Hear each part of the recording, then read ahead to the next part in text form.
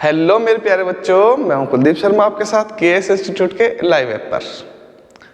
तो प्यारे बच्चों, कल मैंने कराया था आपको अमाइनो एसिड्स कार्बोहाइड्रेट्स का लेक्चर नंबर 7, लेकिन यार बीच में वीडियो बंद हो गई, पता नहीं कैसे, पता नहीं चला मुझे। फिर जब मैंने वीडियो अपलोड कर दी उसके बाद पता चला इसमें तो अमाइनो एसिड हाफ ही है। तो चलो कोई बात नहीं, अब अमाइनो एसिड को कंप्लीट करा दूंगा आज और प्रोटीन को स्टार्ट करा दूंगा। तो आपसे रिक्वेस्ट है यार, अगर आप वीडियो को देख रहे हो ना पहली बार, तो स्टार्टिंग से देखना कार्बोहाइड्रेट, बीच में उठ के कोई भी आप सीक्वेंस से देखो, बीच में उठा के कोई सा भी टॉपिक मत देखने लग जाना। सीक्वेंस से देखोगे ना ऑर्गेनिक केमिस्ट्री को तो ज़्यादा अच्छे से समझ में आएगी। लेकिन अगर आपको लगता है कि आपने ऑर्गेनिक केमिस्ट्री को पहले से पढ़ा हुआ है तो फिर कोई प्रॉब्लम ही नहीं है, ठीक है। तो चलिए बेटा स्टार्ट करते हैं हम।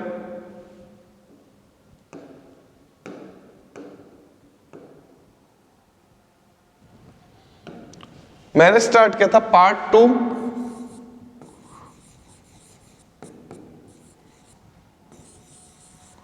Amino acids.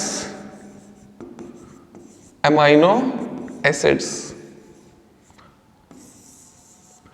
तो अमाइनो एसिड्स क्या है? देखो इसमें दो नेम है। अमाइनो, अमाइनो का मतलब होता है NH2, एसिड्स, एसिड्स का मतलब होता है carboxylic acids. So those compounds in which amino group and carboxylic acid group are present are called amino acids. So those compounds in which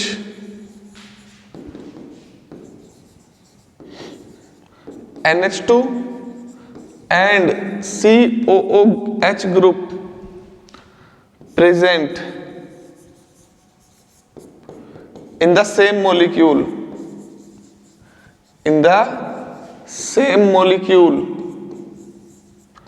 are called amino acids.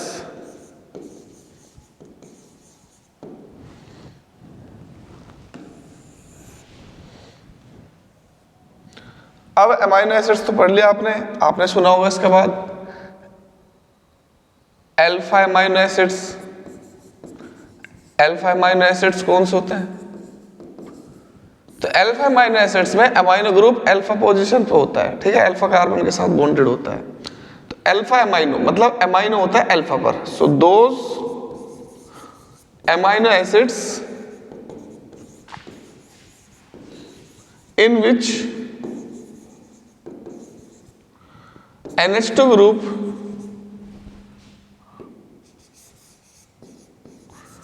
bonded with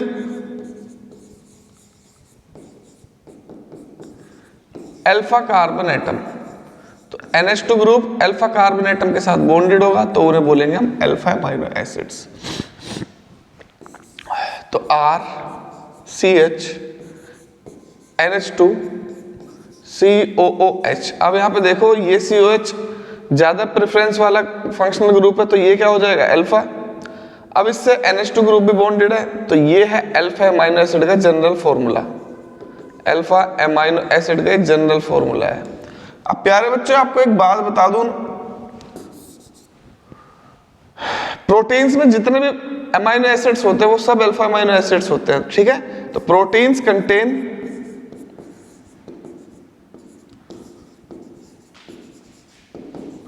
20 amino acids. तो proteins में 20 amino acids होते हैं और सारे के सारे क्या होते हैं? All are alpha amino acid. सारे के सारे अल्फा अमाइनो एसिड होते हैं। तो प्रोटीन में जितने भी हैं वो सब अल्फा अमाइनो एसिड्स होते हैं। और अमाइनो एसिड्स सारे होते हैं optically active. Amino acids are optically active. Optically active मतलब प्लेन पोलराइज्ड लाइट को रोटेट कर देंगे, एक्सेप्ट एक को छोड़कर, उसका नाम है ग्लाइसिन।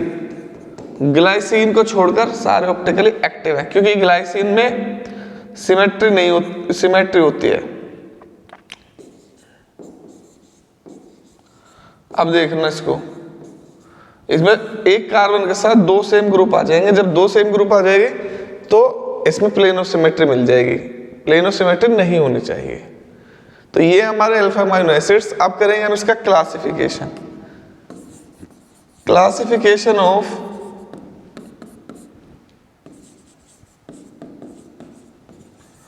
Amino acids.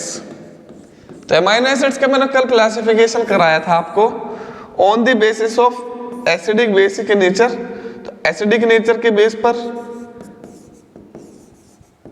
मतलब जो नेचर में एसिडिक होते हैं एसिडिक एमाइनो एसिड्स, एक होते हैं बेसिक एमाइनो एसिड्स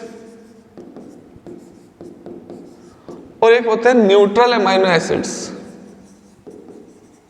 तो एसिडिक एमाइनो एसिड्स वो होते हैं जिसमें COOH group greater than NH2 group हो। तो NH2 ग्रुप से ज्यादा हो COOH ग्रुप, तो ये हो जाएंगे एसिडिक। जिसमें NH2 ग्रुप COOH ग्रुप से ज्यादा हो ये हो जाएंगे basic.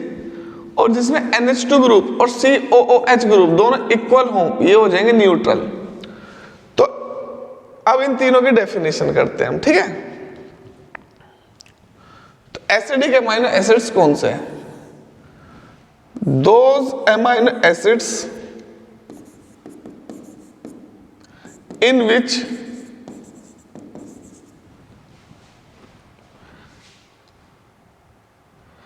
COOH group, COOH group होता है एसिडिक और ये होता है बेसिक। और जब एसिडिक ग्रुप ज्यादा हो जाएंगे तो एमाइनो एसिड एसिडिक हो जाएगा नेचर में। COOH group is greater than NH2 group. तो एसिडिक ग्रुप अगर बेसिक ग्रुप से ज्यादा हो जाएंगे तो ये हो जाएगा एसिडिक एमाइनो एसिड्स। इसका एग्जांपल है glutamic acid, glutamic acid, aspartic acid, aspartic acid. इसकी डेफिनेशन हो जाएगी those amino acids in which NH2 group is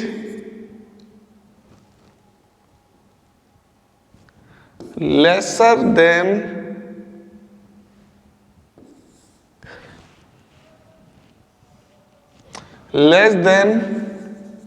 COOH group are called basic amino acids, ठीक है। इसका एग्जांपल है वेलाइन और क्या एग्जांपल हो सकते हैं इसका? आर्जिनाइन,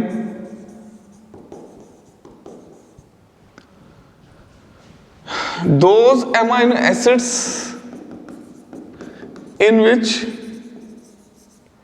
COOH group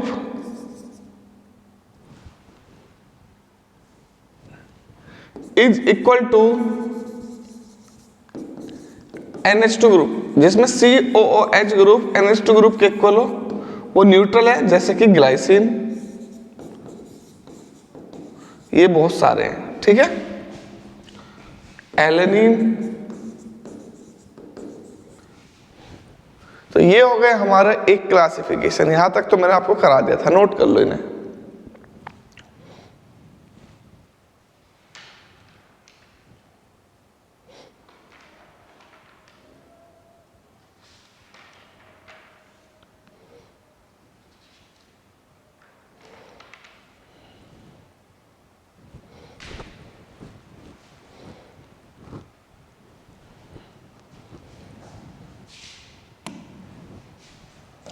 इसकी जगह लाइसिन करो, लाइसिन।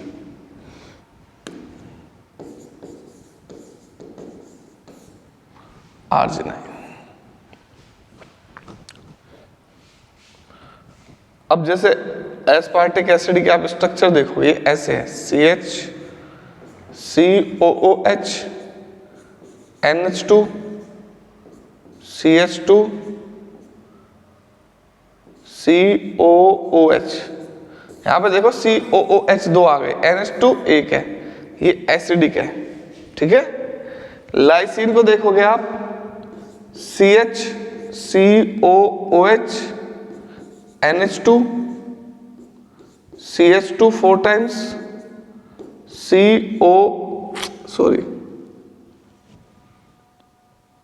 NH2, यहाँ देखो NH2 2 आ गए, COH 1 है, ये बेसिक है। ग्लाइसिन CH2 COOH NH2, यहाँ देखो एक ही NH2 है, एक ही COH है, ये न्यूट्रल है। इनके एग्जाम्पल्स भी लिख सकते हो आप अगर आपको लिखना हो तो।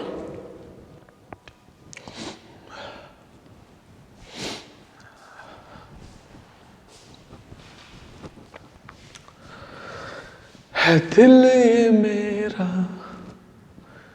तुझे हरदम ये पूछता, क्यों है मुझे तुझसे इतनी वफा।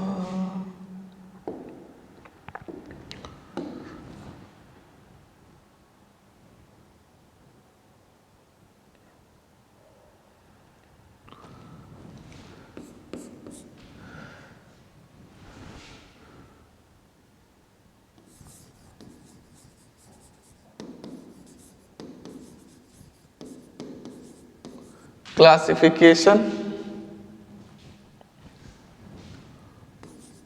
on the basis of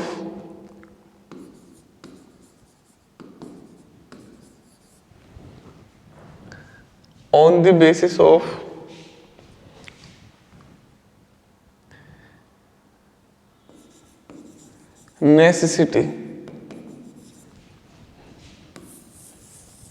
जरूरत के आधार पर। जरूरत के आधार पर ये दो टाइप के होते हैं, एक होते हैं नॉन एसेंशियल अमाइनो एसिड्स,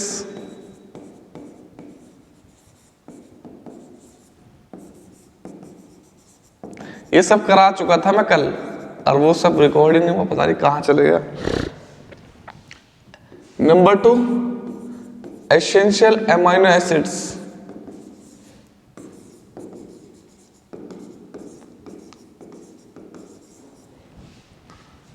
चलो तो भाई करते हैं दोनों। अब नॉन एसेंशियल मतलब जिसकी जरूरत ना हो, एसेंशियल मतलब जिसकी जरूरत हो, जो जरूरी हो वो एसेंशियल, जो जरूरी ना हो वो नॉन एसेंशियल।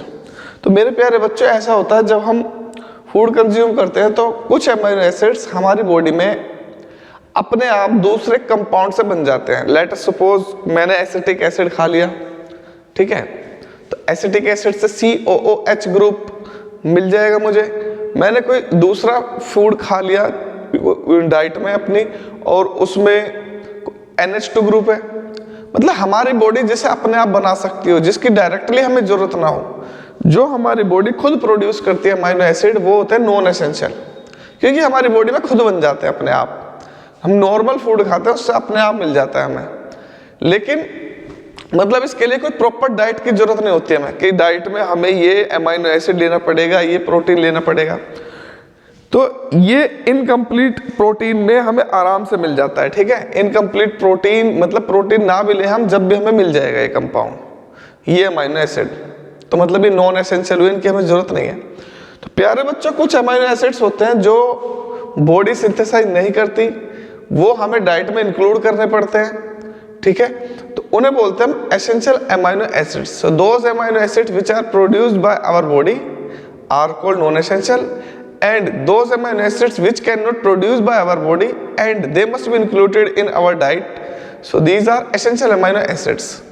तो लिख लो भाई essential amino, non essential amino acids, those amino acids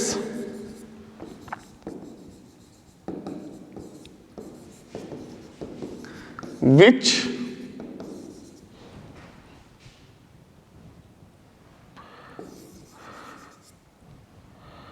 can be produced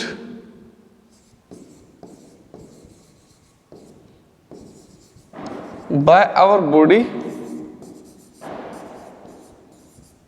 from other compounds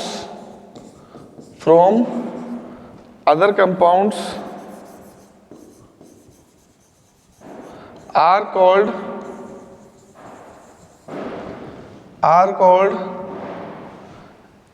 non-essential amino acids, non-essential amino acids। तो वो अमाइनो एसिड्स जिनकी हमें जरूरत नहीं होती, जैसे कि ग्लाइसिन। ग्लाइसिन बहुत इजीली हमारी बॉडी सिंथेसाइज कर देती है, ठीक है, जैसे कि CH2 COOH NH2, तो ये नॉन एसेंशियल है, इसकी हमें जरूरत ही नहीं है glycine. Those amino acids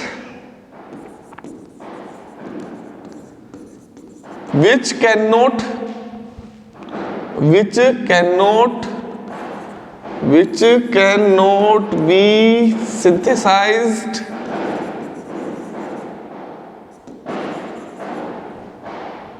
by our body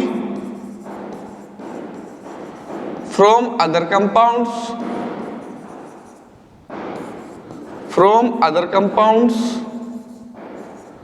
they must be included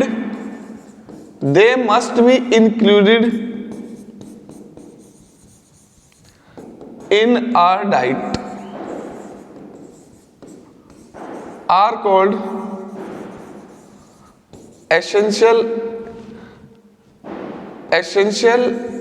amino acids. तो ये वो अमाइनो एसिड्स हैं जो हमारी बॉडी सिंथेसाइज नहीं कर सकती दूसरे कंपाउंड से, इनकी जरूरत होती है हमें बॉडी में इंटेक करने की, फूड की फॉर्म में, डाइट के फॉर्म में। तो हमें क्या काम करना, इन्हें बोलते हैं हम एसेंशियल अमाइनो एसिड्स। तो जैसे कि हम कंज्यूम करते हैं पल्सेस वगैरह, उससे मिल जाते हैं हमें, हम कंज्यूम करते हैं मिल्क, उससे मिल जाते हैं ये, ठीक है। लेकिन अगर हम मिल्क या पल्सेस को कंज्यूम ना भी करें तो दूसरे वाले अमाइनो एसिड्स, ये वाले नॉन एसेंशियल, हमारी बॉडी खुद सिंथेसाइज कर देगी दूसरे वेजिटेबल से जो हमें कंपाउंड्स मिलेंगे, फ्रूट से जो कंपाउंड मिलेंगे, उनकी हेल्प से। तो ये खुद प्रोड्यूस होते हैं, ये नॉन एसेंशियल है। जो जरूरी नहीं है वो नॉन एसेंशियल, और जो जरूरत होती है जिनकी वो एसेंशियल। तो इसका एग्जांपल है फिनाइल एलेनाइन।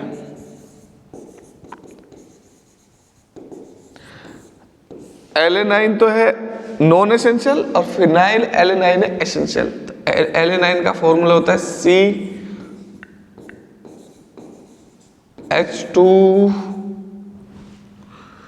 है दिल ये मेरा, मुझे हरदम ये पूछता क्यों है। ये है फिनाइल और ये है एलेनाइन, ठीक है, बना लो।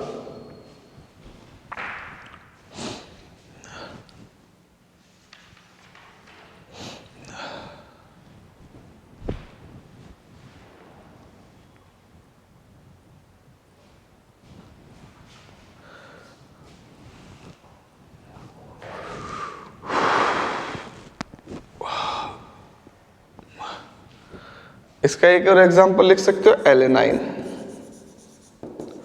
फिनाइल एलेनाइन तो एसेंशियल और एलेनाइन है नॉन एसेंशियल। इसका भी लिख सकते हैं एक और वेलाइन। चलो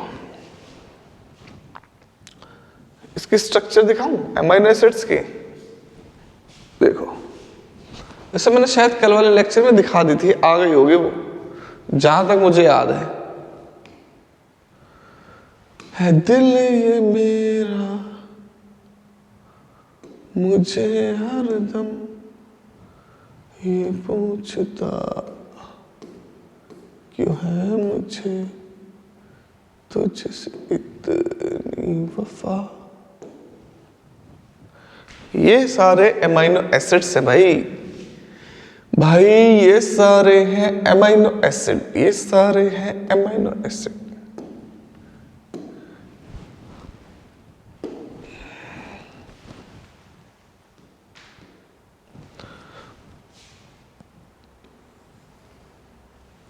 ये है ग्लाइसिन, सबसे सिंपलेस्ट अमाइनो एसिड होता है ग्लाइसिन। और ग्लाइसिन कैसे बनता है, ये अमाइनो एसिड का जनरल फॉर्मूला है RCH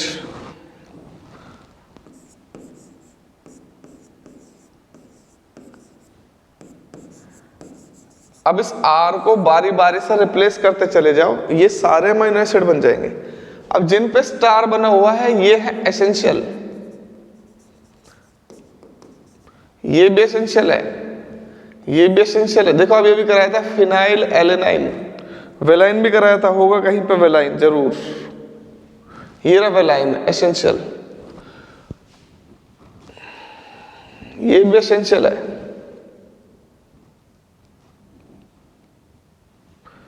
चलो भाई देखो, अगर इस R को H से रिप्लेस कर दूं मैं तो ये बन जाएगा HCH NH2 COOH। तो ये बन गया फॉर्मूला ग्लाइसिन का।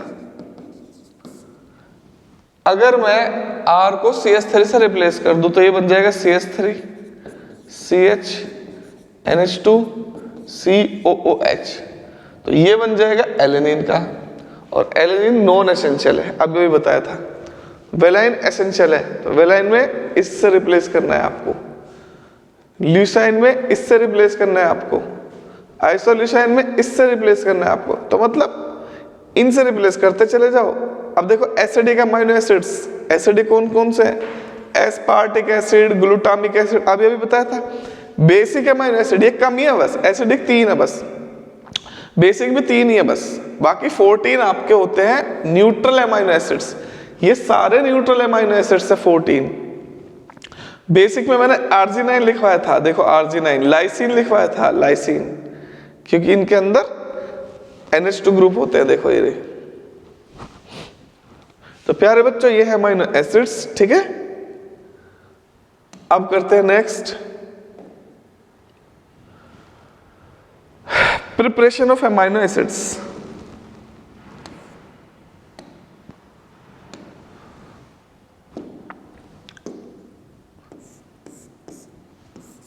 प्रिपरेशन ऑफ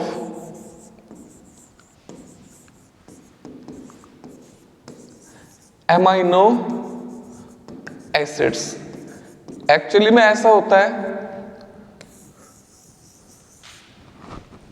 जब नेचुरली हमें ना मिले, हमारी जो डाइट है वो कंप्लीट ना हो, तो ये ना सिंथेटिक अमाइनो एसिड्स बनाते हैं हम, ठीक है, जो मार्केट में BCAA के नाम से मिलते हैं आपको। BCAA इसका नाम है ब्रांच चेन अमाइनो एसिड्स। ये यही अमाइनो एसिड्स होते हैं जो एसेंशियल होते हैं, ठीक है। तो ये बना लेते हैं हम इन्हें। एसेंशियल अमाइनो एसिड्स को बोलते हैं ब्रांच चेन अमाइनो एसिड्स, क्योंकि नॉन एसेंशियल तो स्ट्रेट चेन वाले होते हैं। तो ये हमें बनाने होते हैं और ये बना लेते हैं हम, इसका नाम है स्ट्रेकर मेथड। तो स्ट्रेकर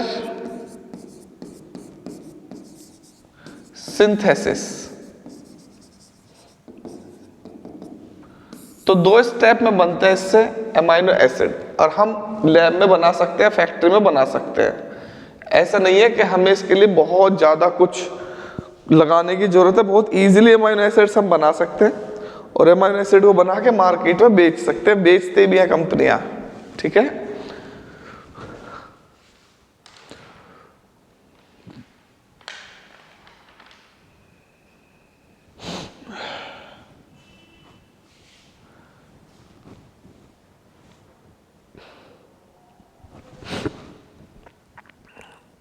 पीछे वाला नोट कर लिया था आपने? ये बताओ पहले, अगर नहीं करा तो कर लो, एग्जाम्पल लिख लेना जरूर, एक एक स्क्रीनशॉट ले लिया करो। इसका भी ले लो, इसका ना लिया हो तो इसका भी ले लो। कभी बोलो आप, फिर ये बोलते हो कि सर टाइम नहीं दिया आपने। मैं अपने हिसाब से सही स्पीड रखता हूँ, जिससे कि बच्चे बोर भी ना हो। अगर किसी को स्पीड कम लगे तो वो 1.5 कर लिया करो, वैसे करना मत, 1.5 से ज्यादा मत करना। कोई कोई ढक्कन ऐसा होता है 1.5 की जगह 2 करके पढ़ता है, यार ऐसा नहीं करना चाहिए। चलो भाई, Straker synthesis. So this involve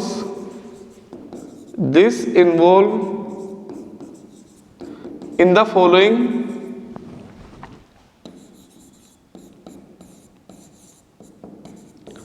two steps. तो 2 स्टेप में बनता है amino acid.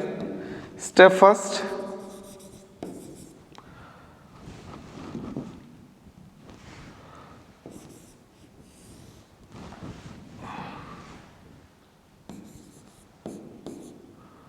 reaction of aldehyde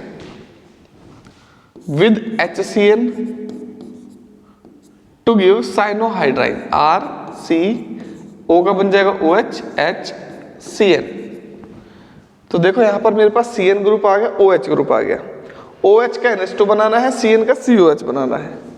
अब इसके अमोनिया से रिएक्शन करा दो। अमोनिया से रिएक्शन कराओगे तो अमोनिया का H और इसका OH, H और OH क्या बन जाएगा, H2 बना के बाहर क्या बचेगा, R CN NH2H।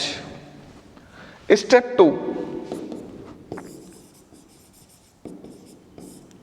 तो क्या बन गया था वहां पर, R CH NH2 CN। अब प्यारे बच्चों CN को COH में कन्वर्ट कर दोगे तो अमीनो एसिड बन जाएगा। अब इसका कर दो हाइड्रोलाइसिस, तो कंप्लीट हाइड्रोलाइसिस कराएंगे जब इसका जो बना है ये और ये सेम ही है, मैंने वहां से लिखा है यहाँ पर, तो R CH NH2 CN का बन जाता है COOH। तो यही है अमीनो एसिड। तो अमीनो एसिड बनाते हैं स्ट्रेकर मेथड से, और दो मेथड है, दो स्टेप्स है। स्टेप फर्स्ट में एल्डिहाइड्स की रिएक्शन कराएंगे HCN से साइनोहाइड्राइन, और OH को रिप्लेस कर देंगे बाय ट्रीटिंग अमोनिया। तो अमाइनो ग्रुप आ जाएगा अमोनिया से रिएक्शन कराने के बाद, और साइनाइड की वाटर से रिएक्शन करने के बाद COH ग्रुप आ जाएगा। तो ये हो गए हमारे प्रिपरेशन। अब कराएंगे दो टॉपिक और बचे इसके, एक तो है ज्यूटर आयन और एक है आइसोइलेक्ट्रिक पॉइंट, फिर अमाइनो एसिड हो जाएगा खत्म। इसे नोट कर लो एक बार।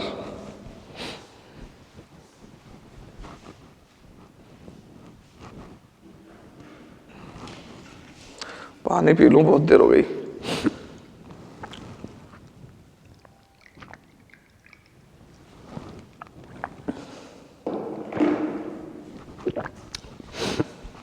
कल के लेक्चर में आएगा प्रोटीन, और एक ही लेक्चर में खत्म कर दूंगा प्रोटीन को। उससे नेक्स्ट लेक्चर में आएगा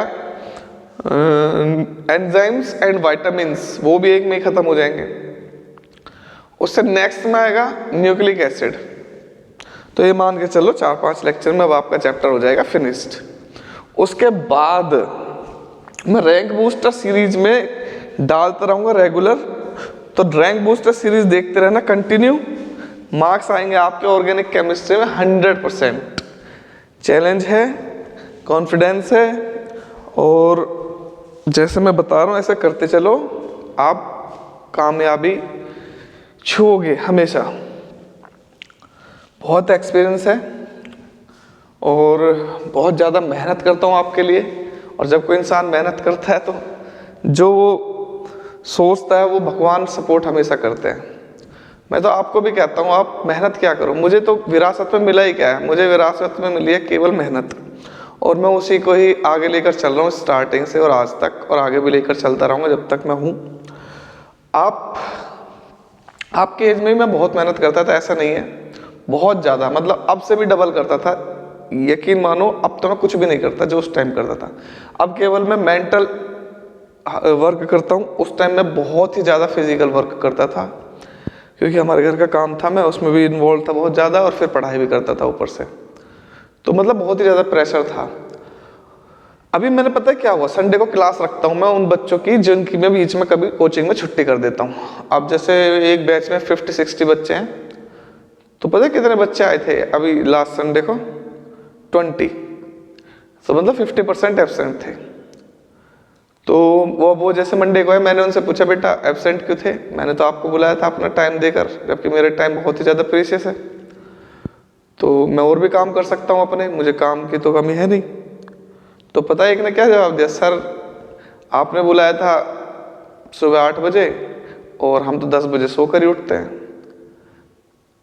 आप यकीन नहीं मानोगे, मैं संडे को भी जैसे नॉर्मली एज यूजुअल मैं 4 बजे 3 बजे उठ के आपको पढ़ाता हूँ, ऐसे ही रोज, मतलब संडे को भी मैं इसी टाइम उठकर रेगुलर पढ़ाता हूँ। ऐसा नहीं है कि आज संडे है तो आज मैं सोता रहूँ 11-12 बजे तक, कभी नहीं होता ऐसा, कभी भी।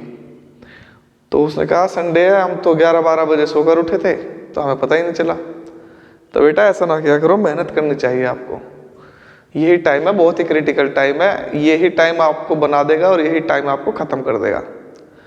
ये बिल्कुल फैक्ट है। 12th के बाद तो बिल्कुल आप इजीली अपनी पढ़ाई को आगे लेकर जा सकते हो, लेकिन ये टाइम ऐसा है अगर आप थोड़ा सा भी लूज हो गए एक ही मंथ बचा अब आपके पास, दिसंबर। जनवरी प्रैक्टिकल्स में चला जाएगा। अगर आपने दिसंबर में मेहनत नहीं करी, पछताओगे लाइफ टाइम। आज की मेरी बात याद रखना, ये वो टाइम है। अभी आप इस एक महीने में पढ़ाई भी कर सकते हो, रिवीजन भी कर सकते हो। एक महीना बहुत होता है पढ़ाई करने के लिए भी, जिसमें डेडिकेशन हो। अरे ऑर्गेनिक केमिस्ट्री अगर आप कंप्लीट कर लेते हो, फिजिकल तो देखो बहुत इजी होती है, आपको पता ही है। ऑर्गेनिक ही समझ में नहीं आती बच्चों के। बच्चे यही पूछते रहते हैं how to learn organic chemistry, यही क्वेश्चन सबसे ज्यादा पॉपुलर है, यही वायरल होता रहता है रोज। तो ऑर्गेनिक केमिस्ट्री पढ़ने के लिए आपको रेगुलरिटी, कंसिस्टेंसी बना के रखनी पड़ती है, जब भी आती है ऑर्गेनिक केमिस्ट्री समझ में। ऐसा नहीं है कि कोई भी मुंह उठाएगा और पढ़ लेगा ऑर्गेनिक केमिस्ट्री। अगर ऑर्गेनिक केमिस्ट्री इतनी इजी होती तो सब हर आदमी ऑर्गेनिक केमिस्ट्री पढ़ता। तो ऑर्गेनिक केमिस्ट्री को छोड़ देते हैं लोग बाग, इसलिए उनके मार्क्स भी कम आते हैं।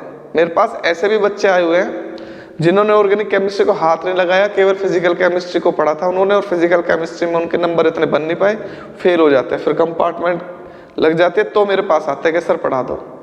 फिर मैं उन्हें ऑर्गेनिक केमिस्ट्री सिखाता हूँ, और जब जाके वो अच्छे नंबर लेकर आ जाते हैं। वही बच्चे ऑर्गेनिक केमिस्ट्री पढ़ के अच्छे नंबर लेकर आ जाते हैं। तो ऑर्गेनिक केमिस्ट्री आपको, ये देखो बात है ऑर्गेनिक केमिस्ट्री में कि 32 आउट ऑफ 32 स्कोर कर सकते हो आप, लेकिन मेहनत करोगे तभी तो। मैंने मान लो 60 लेक्चर्स डाल दिए, एक दिन में 2 लेक्चर देख लो आप। 60 लेक्चर्स एक महीने में खत्म है, पूरी ऑर्गेनिक केमिस्ट्री एक महीने में खत्म है, जैसे मैंने आपको पढ़ाई है। नोट्स खुद बनाओ, 2 घंटे तो पढ़ना है रोज आपको। 1 घंटे का लेक्चर है, 2 लेक्चर लेने हैं, 1 महीने तक लेने हैं। फिर उसके बाद रिवीजन करना स्टार्ट कर दो। भाई कुछ नहीं है, कुछ भी अगर आप रोज 2 लेक्चर लेते हो कंटिन्यूसली। पर मैं आपको समझा के रहा हूँ क्योंकि मैं तो पागल हूँ, मुझे कुछ समझते नहीं। आप इतना समझा लिया मैंने आपको, बेटा पढ़ाई कर लो, पढ़ाई कर लो। मेरी मत सोचो तो कम से कम अपने पेरेंट्स के तो सोचो। अभी मैंने कल एक आदमी को देखा, वो बेचारा रिक्शा चला रहा था, और रिक्शा चलाते चलाते उसे सांस चढ़ गया बहुत ज्यादा।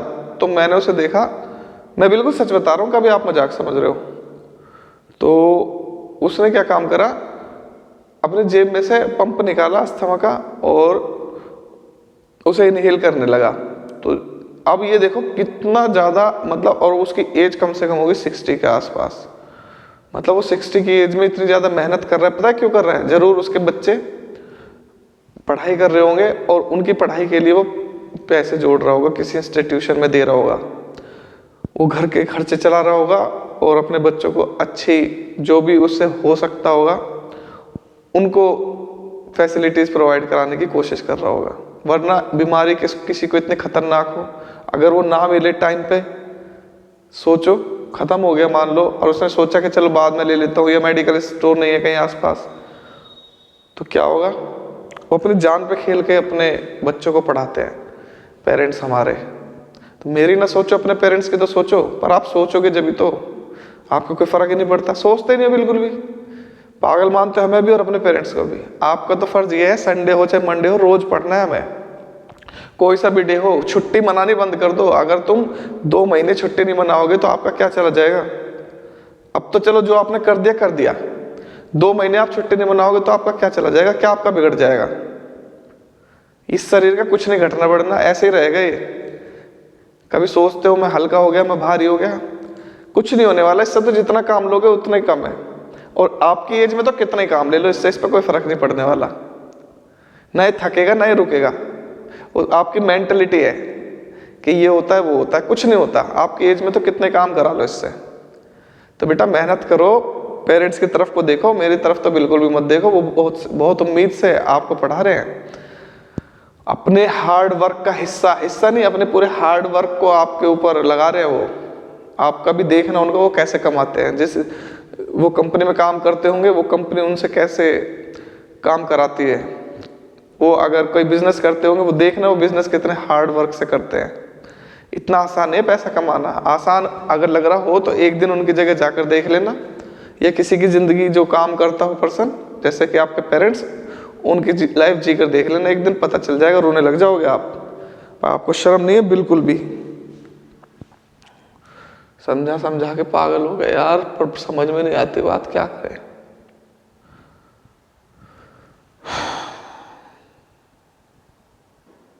तो अब भी कुछ नहीं बिगड़ रहा, मेरी बात मान लो, पढ़ाई कर लो 1 महीना, ठीक है। अपने दिन निकलो, जैसे ही दिन निकला अपने 4 बजे छोड़ दो सब कुछ बिस्तर वगैरह, और सबसे पहले अपने जो बड़े बुजुर्ग हैं, दादी दादा, उनके पैर छू, उनका आशीर्वाद लो, अपने पेरेंट्स का आशीर्वाद लो। उनसे आशीर्वाद लेने के बाद जो भी अपने भाई बहन हैं उनको लाड प्यार करो, उन्हें भी खुश रखो, और अपना फिर मेंटेन होने के बाद रेगुलर स्टडी करो दबा के, 1 महीना 2 महीना 3 महीना जितने भी बच रहे हैं, आगे आगे आप बिल्कुल भी हल्के मत पड़ो, ठीक है। तो बस इतना ही कहना था यार। मैं कहता नहीं हूँ बच्चों को, मतलब ऑनलाइन में पढ़ाता ही हूँ बस, आज इसलिए कह दिया मैंने कि चल यार अच्छा नहीं लगता, फर्क पड़ता है मुझ पे, और कोई कहेगा भी नहीं। चलो बेटा करते हैं, ठीक है।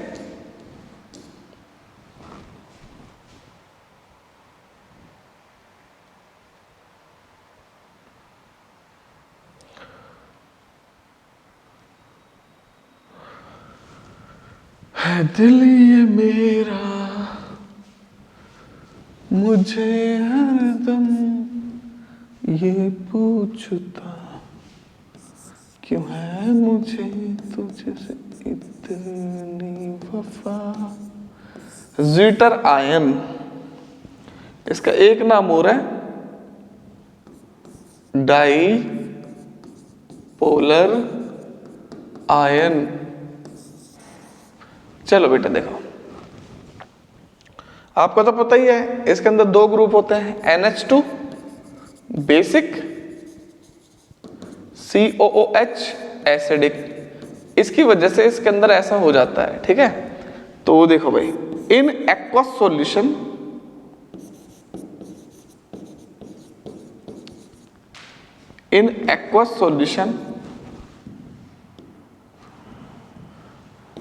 amino acids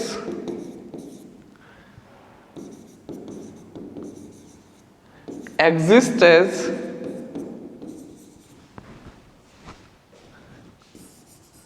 charged molecule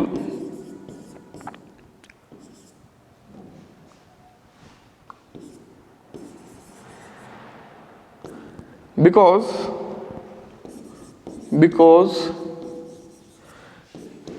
it contain both an acidic group and basic group। दोनों ग्रुप होते हैं इसके अंदर, इंटरनल एसिडिक ग्रुप और basic group in the same molecule.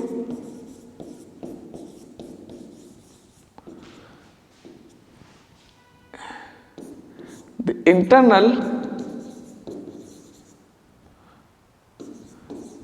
acid base reaction takes place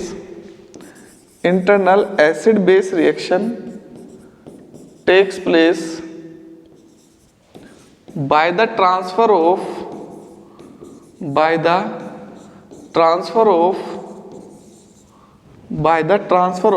proton।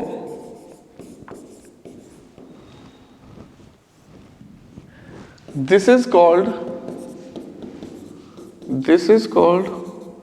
Zwitter ion और dipolar ion. तो देखो बेटा, ये है हमारे पास अमाइनो एसिड,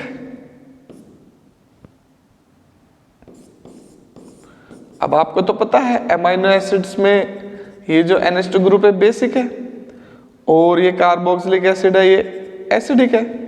तो यहां पर प्रोटॉन ट्रांसफर हो जाएगा NH2 ग्रुप पर, तो NH2 ग्रुप क्या करेगा, इस प्रोटॉन को गेन कर लेगा, तो ये बन जाएगा CH NH3 पॉजिटिव और COO नेगेटिव। तो एक ही मॉलिक्यूल के अंदर नेगेटिव चार्ज भी है, पॉजिटिव चार्ज भी है, तो 2 पोल बन गए इसके, तो इसे बोलते हैं हम ज्विटर आयन। इस चार्ज स्पीशीज को बोलते हैं हम ज्विटर आयन और डाइपोलर आयन, ठीक है बेटा। तो ये है ज्विटर आयन, नोट कर लो भाई।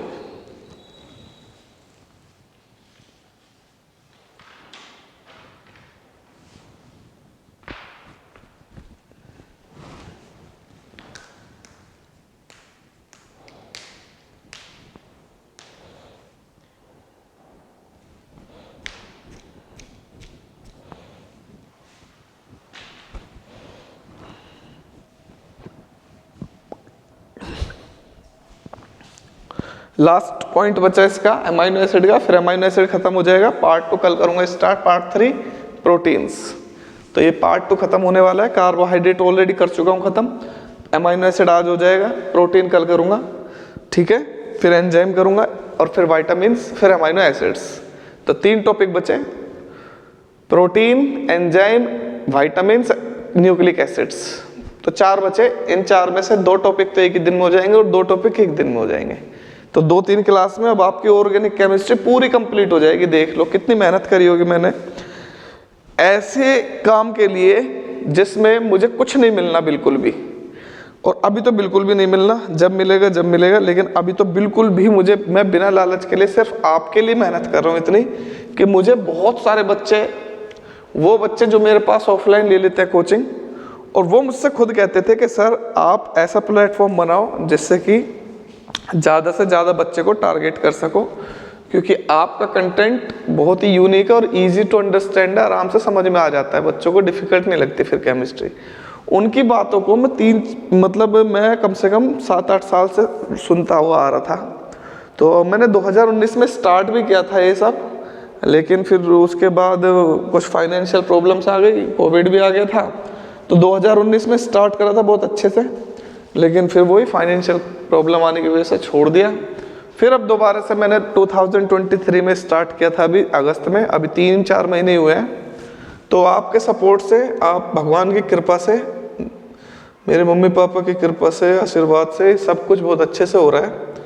और व्यूज़ बेशक कम आ रहे हैं, लेकिन वॉच टाइम बहुत अच्छे से चल रहा है। जो भी बच्चा वीडियो, मतलब जो भी व्यूअर है वो 100% पूरी वीडियो देखता है और अच्छे अच्छे कमेंट भी करते हैं। तो जो बच्चे गेन कर रहे हैं वो कमेंट्स भी करते हैं, कॉम्प्लीमेंट्स भी करते हैं अच्छे अच्छे पॉजिटिव। तो बहुत खुशी मिलती है, हर एक कमेंट मुझे मोटिवेट करता है, हर एक कमेंट। तो जैसे ही मुझे कोई कमेंट मिलता है मैं तुरंत वीडियो बनाने के लिए डबल पावर से लग जाता हूँ। फिर चलो भाई,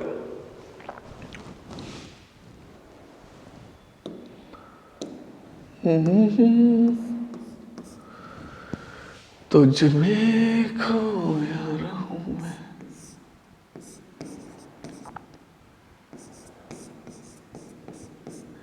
iso electric point,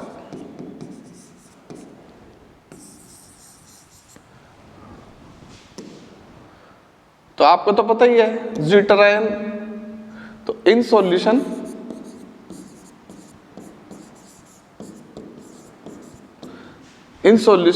amino acid behaves as amphoteric. Amino acid act as amphoteric. Amphoteric होता है जो एसिड और बेस दोनों के साथ रिएक्ट कर ले। Amphoteric due to formation of amphoteric क्यों है? Due to formation of zwitter की फॉर्मेशन की वजह से एम्फोटेरिक है। अगर ज़्विटर नहीं होता तो एम्फोटेरिक नहीं होता। तो एम्फोटेरिक है ज़्विटर की वजह से। It can reacts with acid and exist as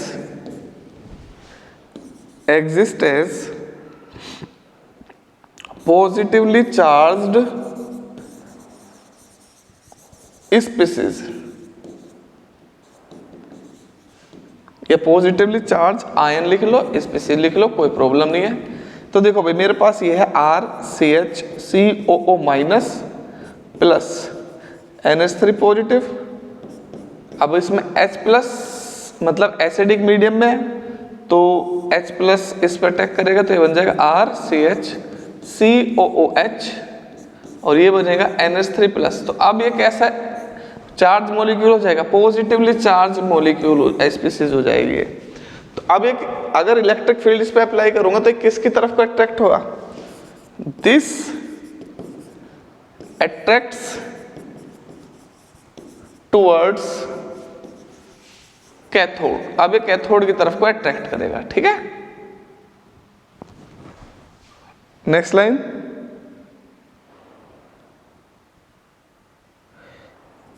it can also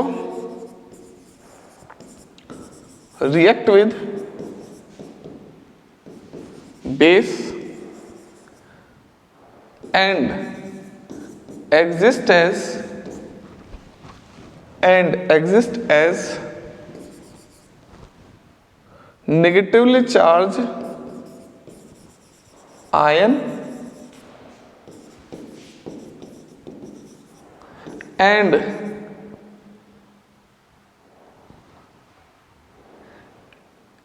exist as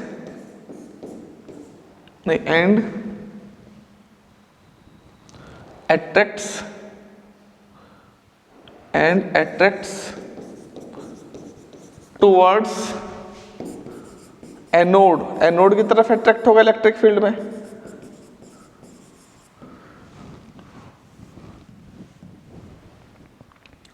तो देखो ये है मेरे पास R, ये है CH, ये COOH, ये है NH3 पॉजिटिव।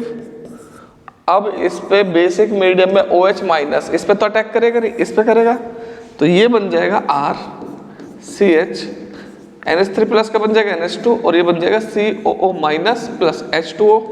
अब ये जो है ये कैसा है, नेगेटिवली चार्ज है, और नेगेटिव चार्ज किसकी तरफ को मूव करते हैं, एनोड की तरफ को मूव करते हैं। लेकिन एक सर्टेन pH पर जीटर आयन न्यूट्रल हो जाता है, उस सर्टेन pH को ही बोलते हैं हम isoelectric point. So at certain pH jitter ion acts as neutral species,